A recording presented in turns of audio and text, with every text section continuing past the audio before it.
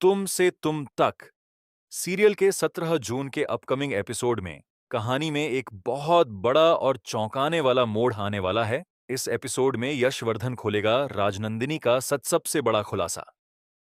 यशवर्धन को कुछ ऐसे पुख्ता सबूत और जानकारियां मिलती हैं जिससे उसे यकीन हो जाता है कि राजनंदिनी ने अनु से कई बड़े सच छिपाए हैं। अनु को झटका। यशवर्धन बेहद भावुक होकर अनु से मिलता है और एक एक करके सारे पुराने राज खोल देता है।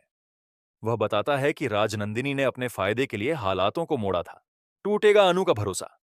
जिस राजनंदिनी पर अनु आंख बंद कर भरोसा करती थी, उसका यह रूप देखकर अनु पूरी तरह से टूट जाएगी और उसके मन में धोखे की भावना पैदा होगी। आर्यवर्धन के अतीत का काला सच हीरो से विलेन। अब तक दर्शकों के सामने केयरिंग और समझदार दिखने वाले आर्यवर्धन, आर्या के अतीत के कुछ ऐसे गहरे राज सामने आएंगे जो सबको हैरान कर देंगे। अनु होगी खिलाफ।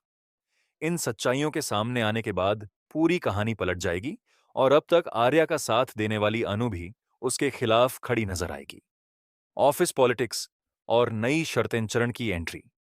पिछले एपिसोड में अनु के कहने पर आर्यवर्धन ने चरण को ऑफिस में काम पर रखा था और मीरा को उसकी जिम्मेदारी सौंपी थी।